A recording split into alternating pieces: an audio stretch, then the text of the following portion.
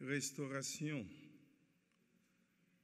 Restauration, tel est le titre de notre méditation de ce midi. Un thème vulgairant, un vocable assez intéressant, un besoin important. Et ce mot est aussi biblique, car la Bible à plusieurs reprises l'a utilisé, spécialement David, dans le psaume 23. Toutefois, on dirait que ce mot est si important que nombreux sont ceux qui l'utilisent à bon escient, car on ne peut pas vivre une vie sans restauration. On peut beaucoup parler, on peut poser des actions, mais on a besoin de restauration, car il y a tellement de défaites.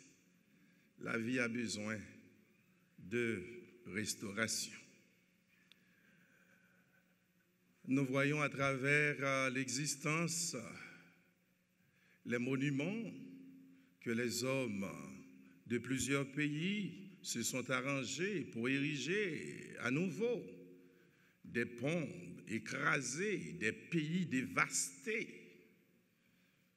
Toute une fortune a été intégrée et investie pour la réparation, pour le rétablissement des instruments de vie. Ainsi, quand nous parlons de restauration, nous faisons allusion à réparer, rebâtir, renaître, réconforter. Car il y a tant de vies humaines qui sont passées au trépas avant l'heure à cause de manque de restauration. Et nous voyons aussi la vie sous autre forme, un monde troublé, un monde déséquilibré. Nous voyons des gens aujourd'hui, des enfants avec des dessins sur leur peau appelés tatous, des pantalons au-dessous de leurs fesses, des femmes avec des cheveux extraordinaires qui ne sont pas les siennes. Et nous voyons le monde a tellement de troubles que nous ne savons pas la façon dont nous voyons les gens, s'ils sont du sexe masculin ou du sexe féminin.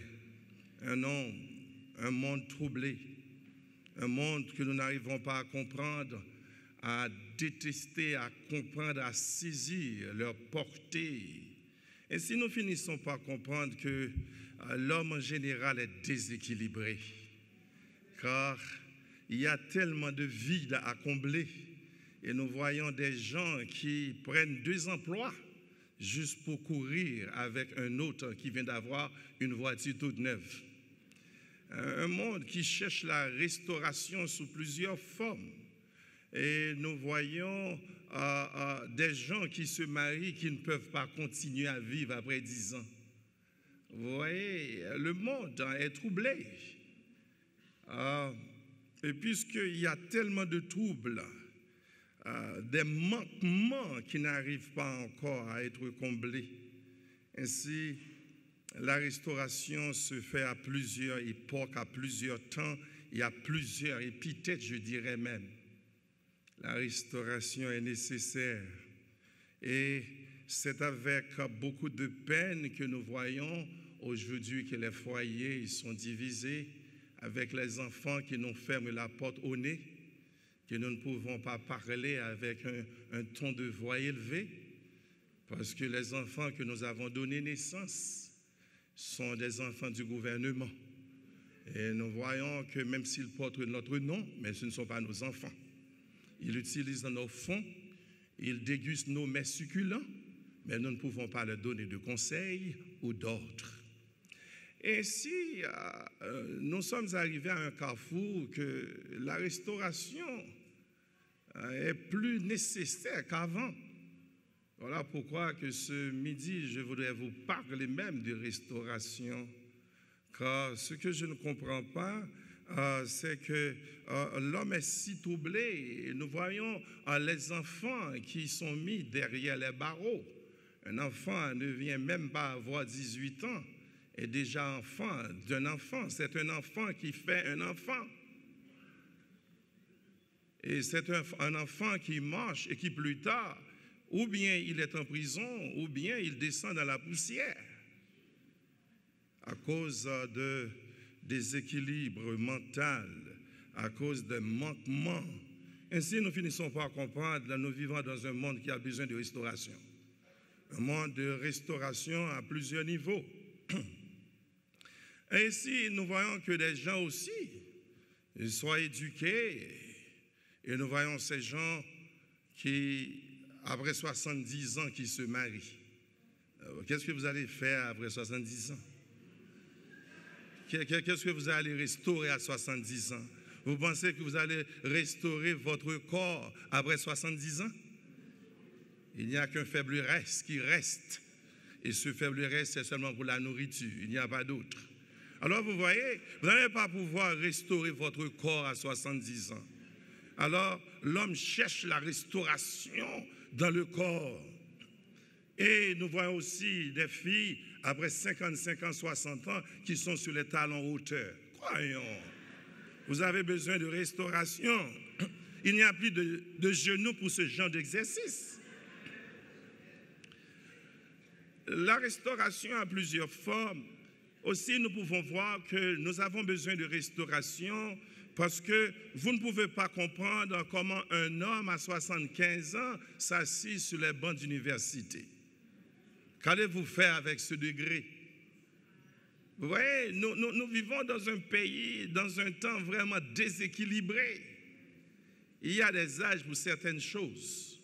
Et nous sommes en majeure partie des gens qui veulent de par eux-mêmes combler leur vide, alors que c'est un temps que nous devrions penser plus tard où nous allons commencer notre éternité.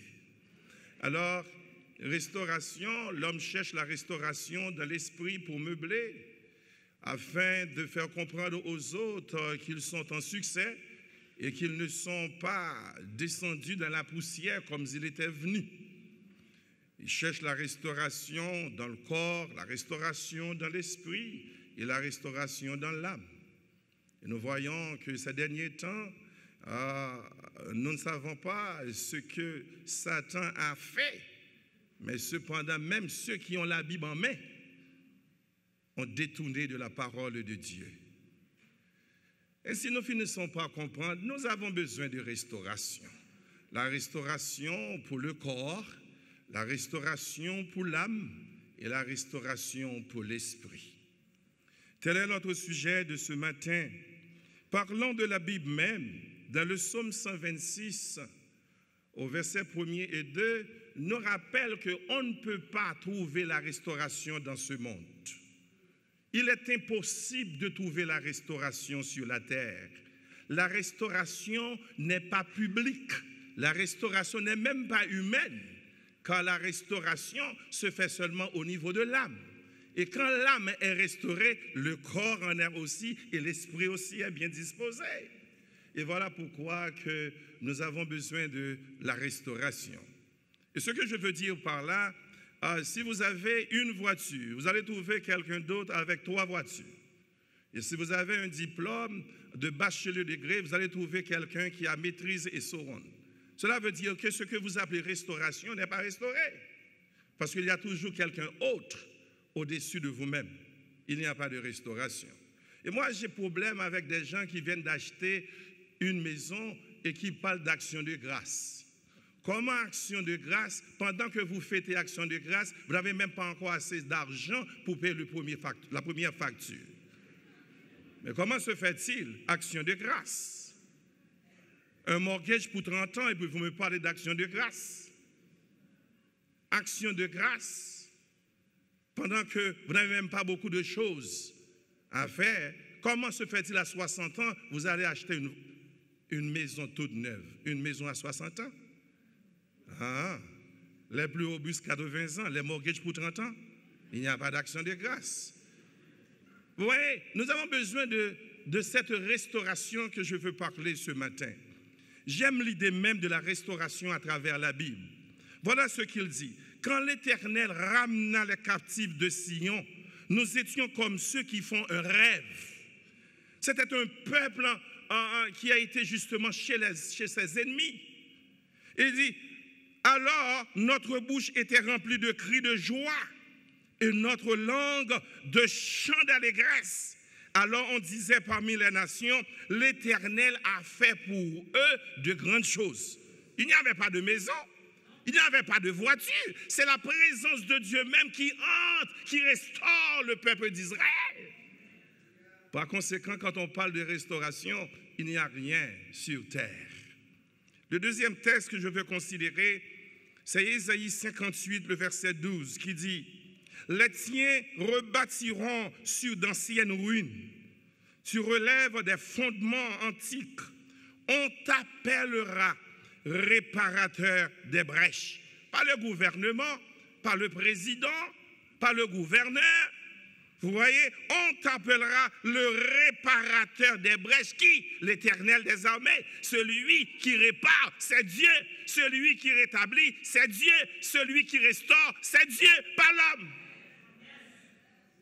Alors, réparateur des brèches, comme nous disons souvent dans notre langue vernaculaire, femme sécajou, tombé le pas levé, la pleuvé quand même. Mais cependant, la Bible me dit, si vous êtes femme ce matin, vous pouvez tomber et ne se relève jamais. Mais si vous avez Dieu comme sauveur personnel, vous allez pouvoir vous mettre encore sur deux pieds parce que seulement Dieu peut vous chanter.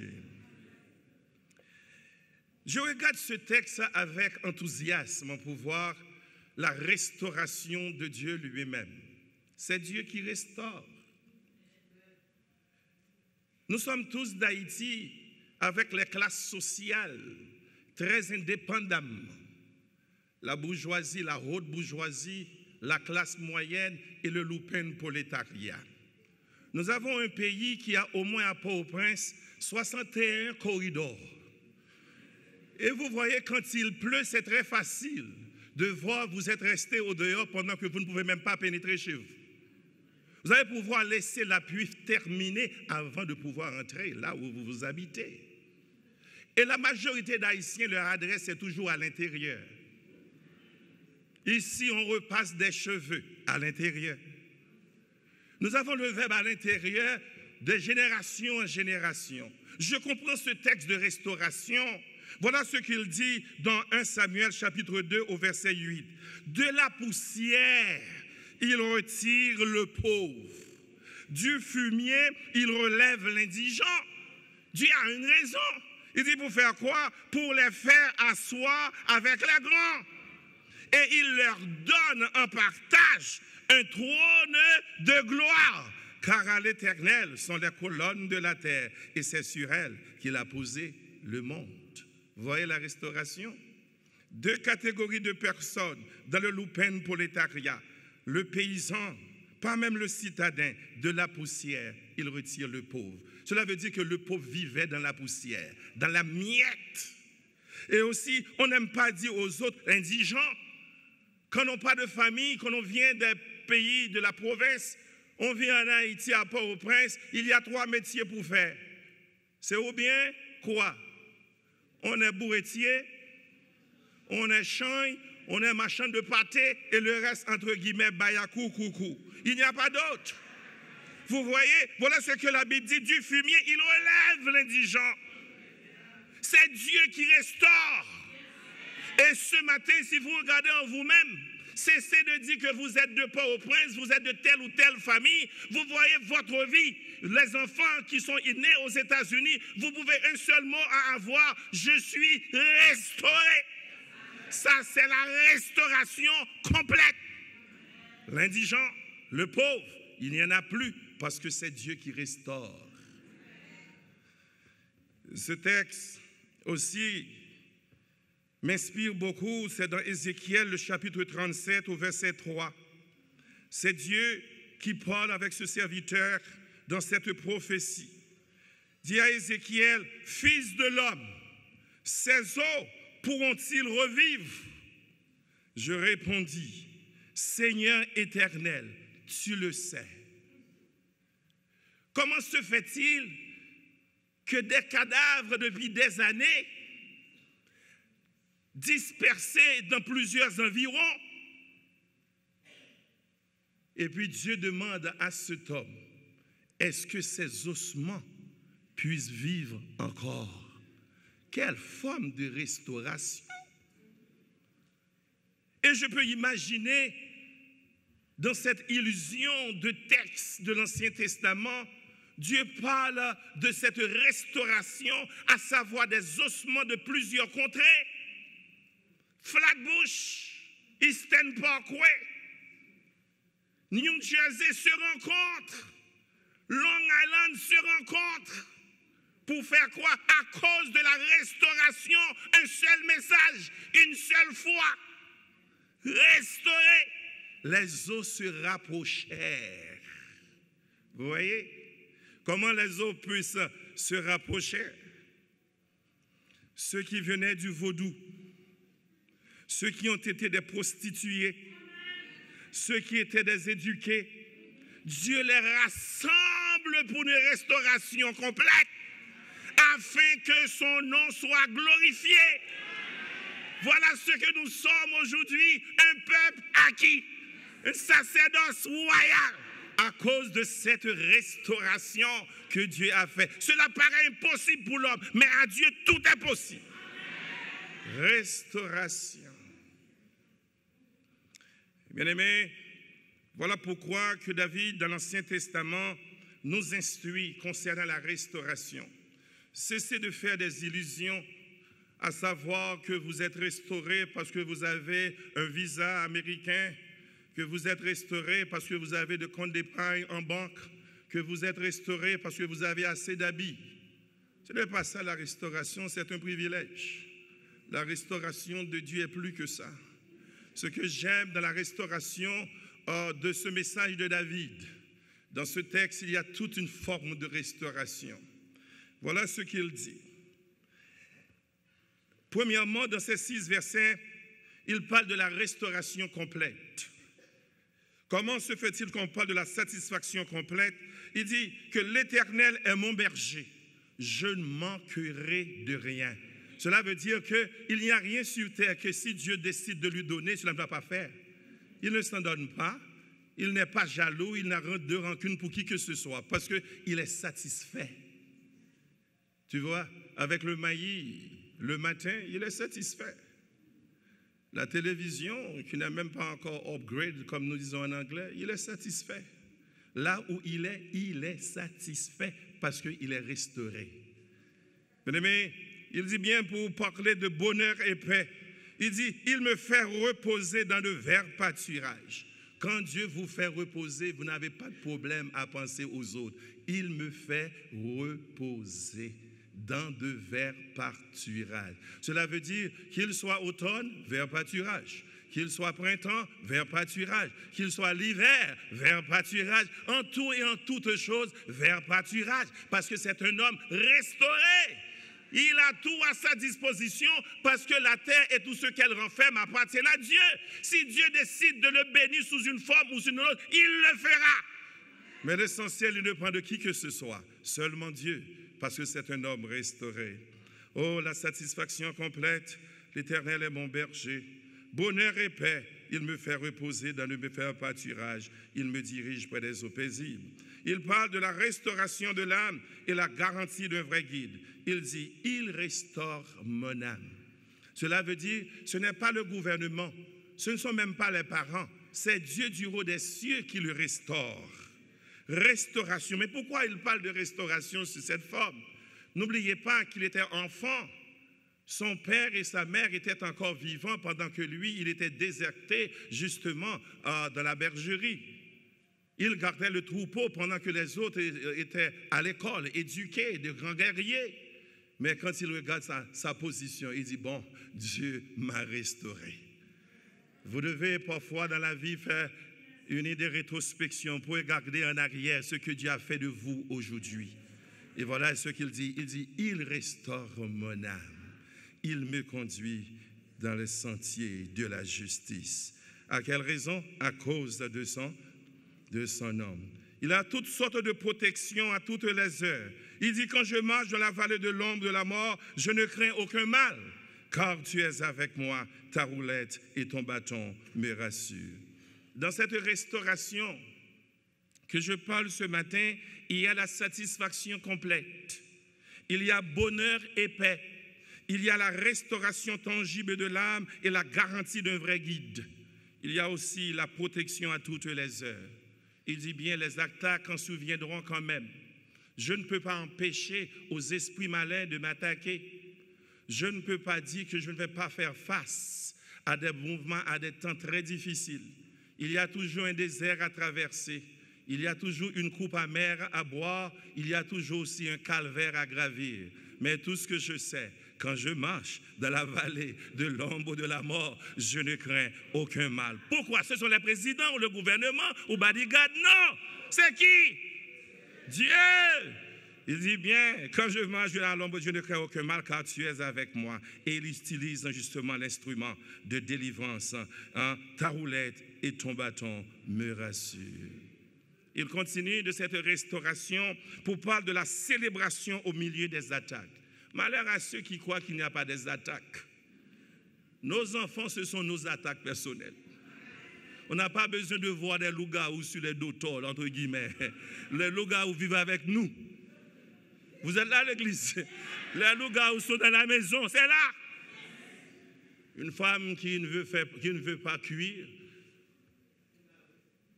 on doit traverser en face pour le chinois, entre guillemets, Katzel. On peut comprendre dans ceci. Et les hommes qui refusent de travailler quand il fait froid, ils continuent à dormir. Et quand il fait chaud, c'est trop chaud. Ces gens qui parlent français constamment parce que les hommes instruits ne travaillent pas. Ils cherchent toujours les gens qui travaillent chez les petits grands mondes afin qu'ils puissent justement jouir de leur intellectualisme. Vous voyez, vous avez besoin de restauration ce matin. Il dit la célébration, j'aime la façon que Dieu dit. Tu dresses devant moi une table en face de mes adversaires. Et c'est au moment même des attaques que Dieu célèbre la délivrance. Il y a des moments dans la vie, s'il n'y a pas des attaques, il paraît que vous n'êtes pas connecté à Dieu. Ce que je dis ce matin, c'est fort. Je sais que vous êtes membre de l'Église baptiste d'expression française de Clermont. Nous sommes tous. Mais ce que je dis ce matin est fort.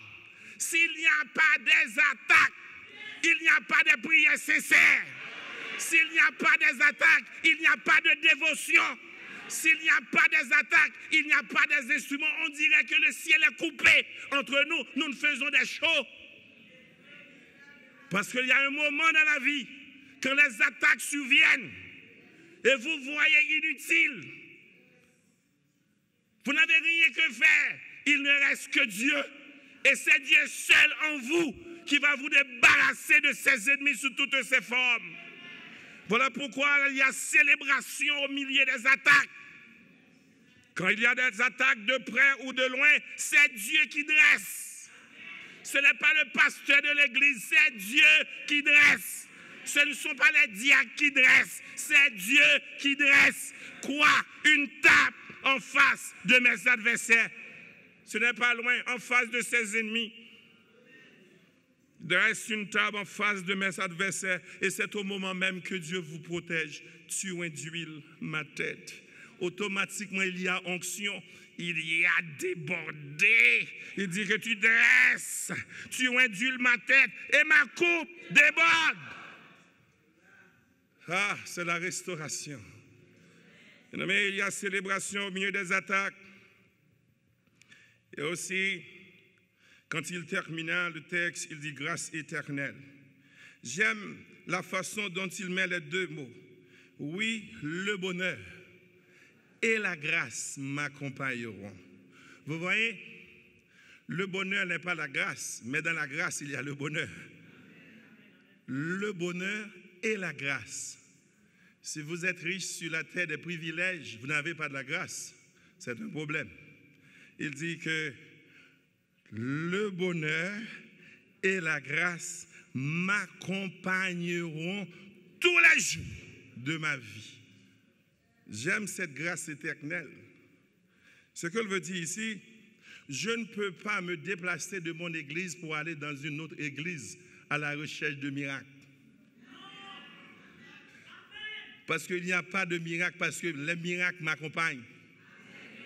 Le bonheur m'accompagne. La grâce m'accompagne. Et tout ce qui est céleste m'accompagne. Et si les instruments d'en haut m'accompagnent, cela veut dire le Père, le Fils et le Saint-Esprit m'accompagnent chaque jour dans ma vie. Ce n'est pas dimanche matin. C'est chaque jour dans ma vie m'accompagne. Quel privilège énorme de la restauration d'avoir la Trinité qui vit en vous. Oh, le bonheur. Il y a des Haïtiens jusqu'à présent. Oh, je n'ai pas une voiture neuve. Oh, je n'ai même pas, depuis 20 ans, je n'achète pas une maison. Ah, c'est ça le bonheur? Le bonheur, c'est quand vous ressentez la présence de Dieu en vous. Et quand tout dans la terre, sur la terre, passe mal et vous vous sentez bien en communion avec Dieu. Et voilà ce que le serviteur dit, je l'ai trouvé. Quoi? Le bonheur ineffable. Oh, qui ça? Joie inexprimable. Vous voyez, c'est ça le bonheur. Ce ne sont pas les autres choses. Si Dieu vous restaure, le bonheur est inclus. Et la grâce m'accompagneront tous les jours de ma vie. Et c'est alors qu'il est sûr que le salut est fait. Il dit que j'habiterai dans la maison de l'Éternel jusqu'à la fin de mes jours. Je ne peux pas être sauvé ce matin et puis dans l'après-midi, je ne suis plus. Ça n'existe pas. Il faut que le bonheur et la grâce m'accompagnent tous les jours et que j'habiterai un jour dans la maison de l'Éternel jusqu'à la fin de mes jours. Tel, mes amis, l'exposé vraiment de la restauration. Et si c'en est ainsi, je veux croire aussi que vous avez saisi l'importance de la restauration. Ne soyez pas si élevés ou hautains quand vous avez passé d'un temps à un autre des moments difficiles à des temps glorieux. Vous croyez que vous êtes restaurés. Et la restauration de Dieu est complètement différente de la restauration humaine. Non seulement nous voyons dans le langage de David, la restauration était justement faite à tous les niveaux. Il était satisfait, il avait trouvé le bonheur, son âme était complètement garantie.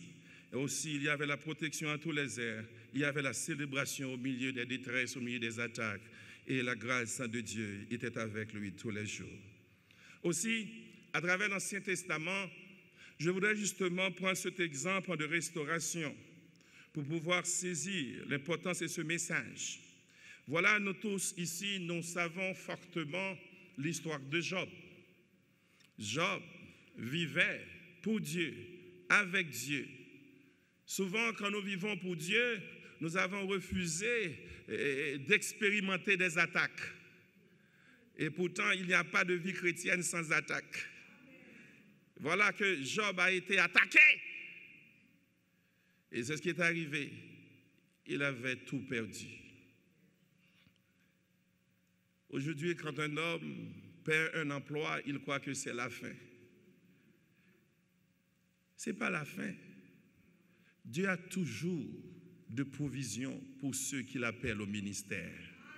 Et c'est ce qu'il fait toujours. Dieu restaure toujours. C'est ce qu'il fait.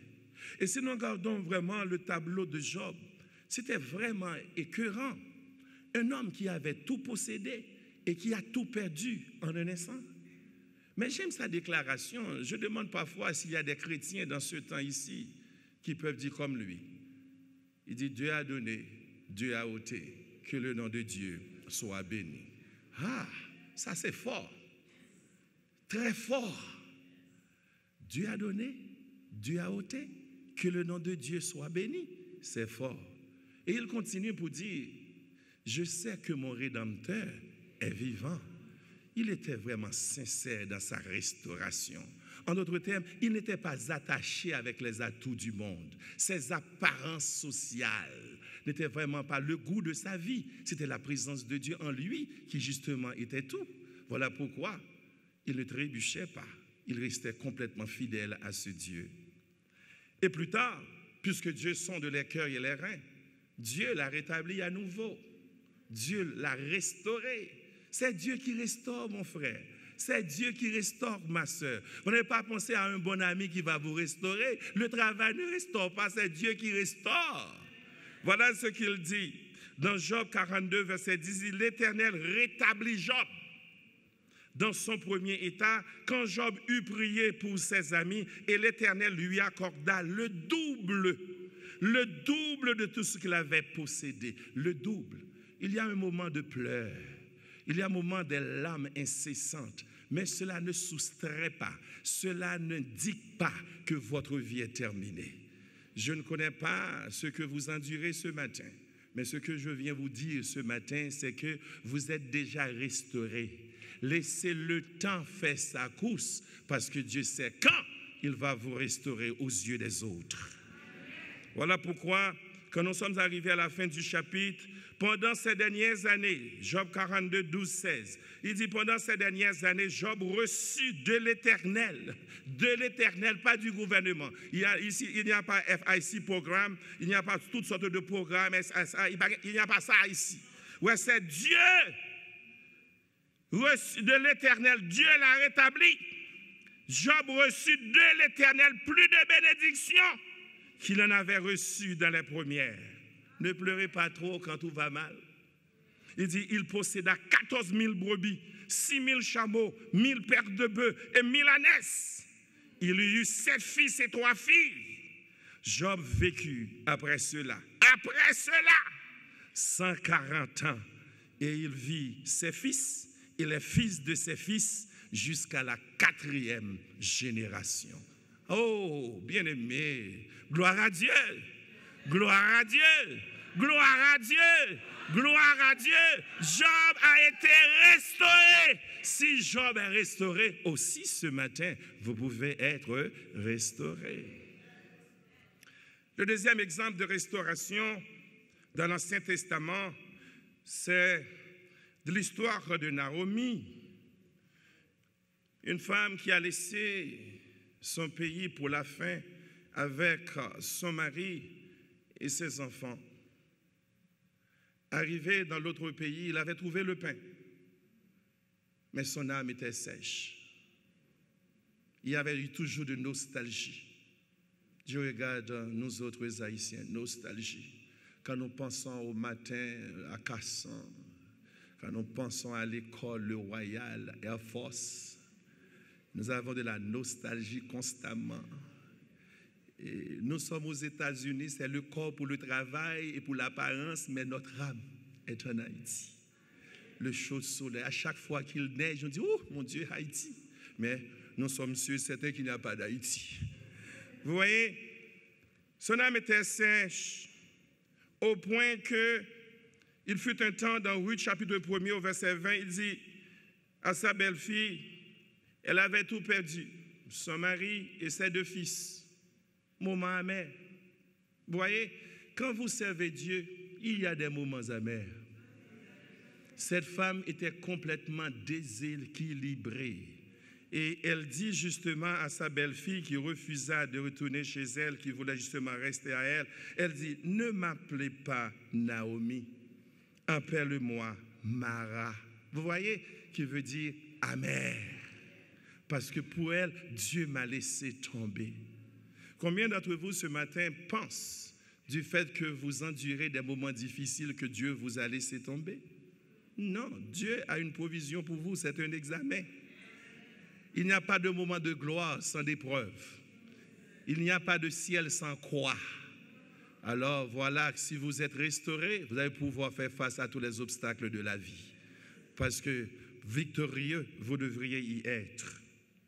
Et nous voyons, quand elle retourna chez elle dans son pays, sa belle-fille qui l'a suivie, justement, allait chez Boaz, comme l'histoire pour plus court. Je veux parler de sa restauration.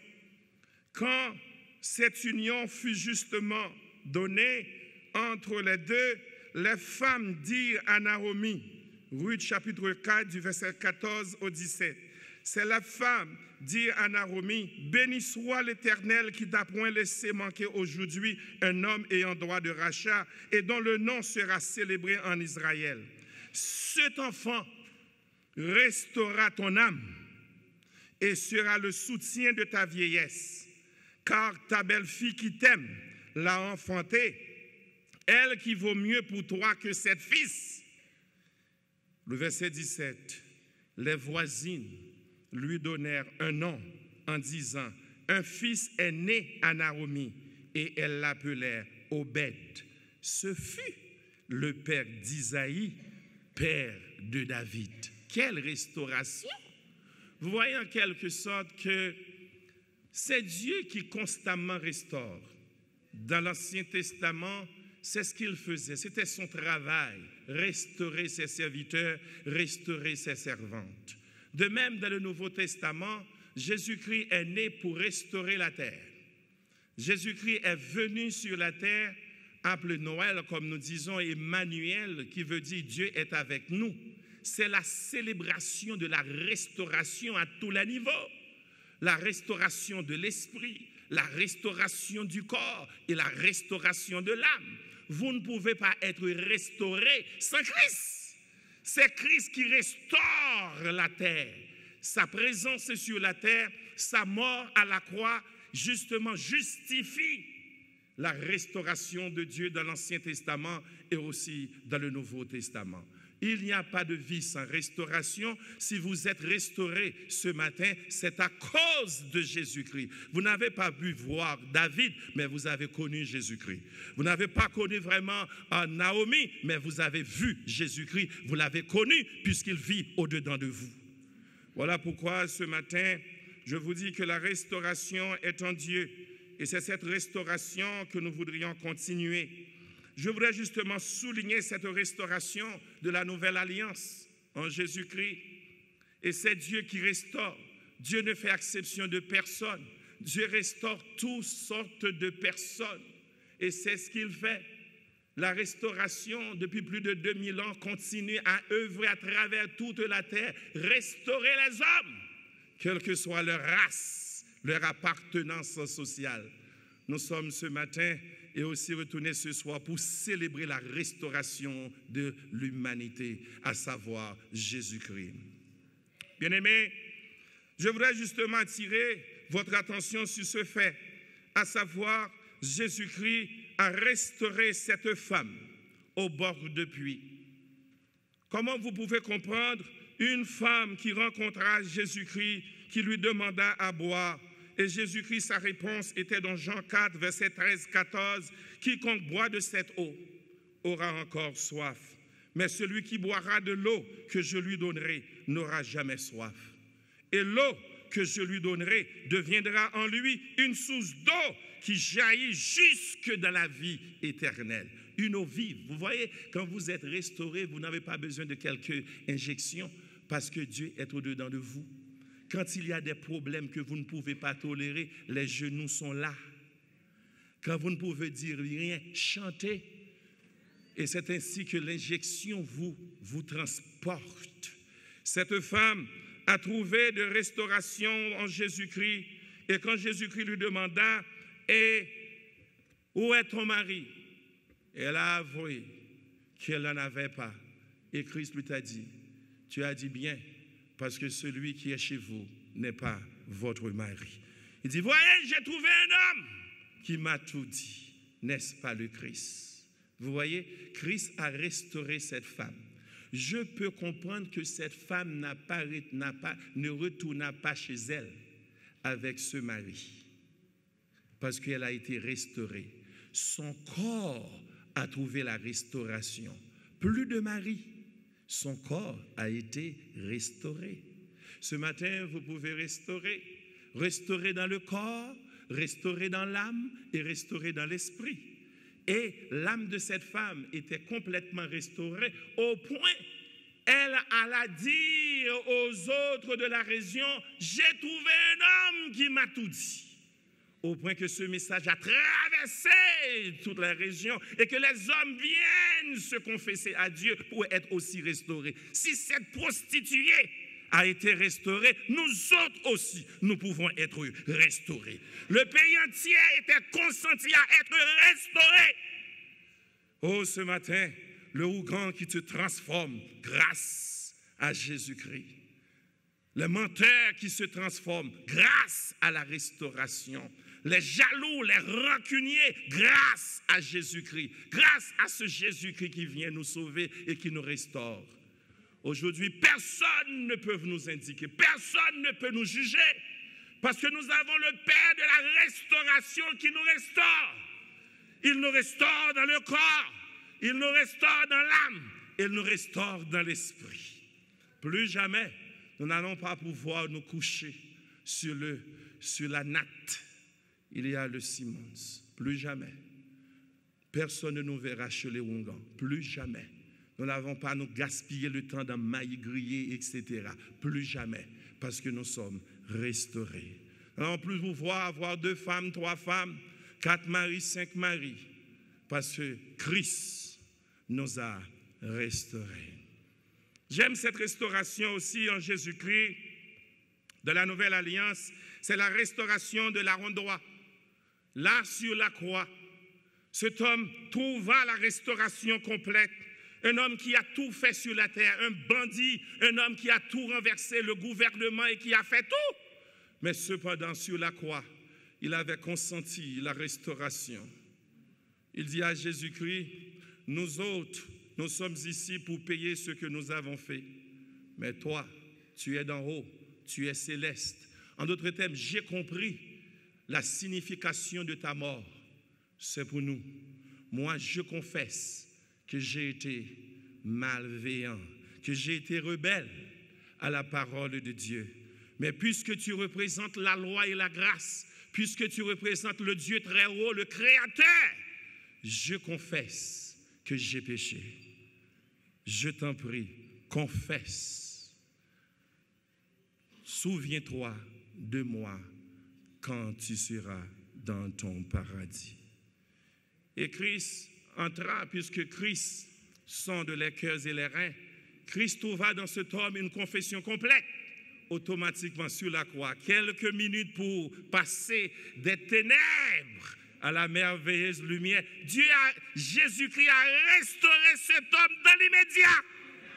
Il dit, puisque tu confesses ton péché, aujourd'hui même, tu seras dans le paradis avec moi, pas demain, aujourd'hui. L'homme a été restauré. Bien-aimé, il n'est jamais trop tard pour restaurer. Christ aujourd'hui est le symbole. Christ aujourd'hui est le réparateur des brèches. Christ aujourd'hui est le rédempteur. Christ aujourd'hui est le consolateur des affligés. Christ aujourd'hui est Christmas dans tous les pays. Aujourd'hui, Christ, Jésus-Christ, est la Noël, qui veut dire Emmanuel, Dieu est avec nous, la restauration est possible. Voilà en quelque sorte, bien-aimés, si vous êtes ce matin, vous êtes consolés. Oubliez les factures, oubliez les problèmes de la vie, restaurez. Dans le milieu du désert, restaurez. Devant face à la coupe amère, restaurez. Devant les factures, restaurez. Devant la maladie, restaurez. Parce que si vous êtes restaurés, puisque l'Aaron droit a vu le ciel, aussi il est possible pour vous que vous soyez aussi parmi Dieu. Voilà pourquoi que le serviteur de Dieu écrit, tu me poussais pour me faire tomber, mais l'Éternel m'a secouru. Mais l'Éternel m'a secouru. Tu me poussais. Vous allez pouvoir vous trouver les gens pour vous pousser. Tu me poussais pour me faire tomber, mais l'Éternel m'a secouru. Quand un malheureux crie, l'Éternel entend. Quand un malheureux crie, l'Éternel entend. Qu'est-ce qu'il fait? Il le sauve de toutes ses détresses. Il le sauve de toutes ses détresses. Que dirons-nous donc à l'égard de toutes ces choses? Si Dieu est pour nous, qui sera contre nous? Si Dieu est pour nous, qui sera contre nous? Si Dieu est pour nous, qui sera contre nous? Si Dieu est pour nous, qui dit, si Dieu est pour nous, si Dieu est pour nous, si Dieu est pour nous, consolez, consolez, consolez, consolez, consoler dans les tracas, consoler dans les difficultés, consoler dans les détresses, consoler. Si Dieu est pour nous, qui sera? Qui sera? Qui sera? Qui sera?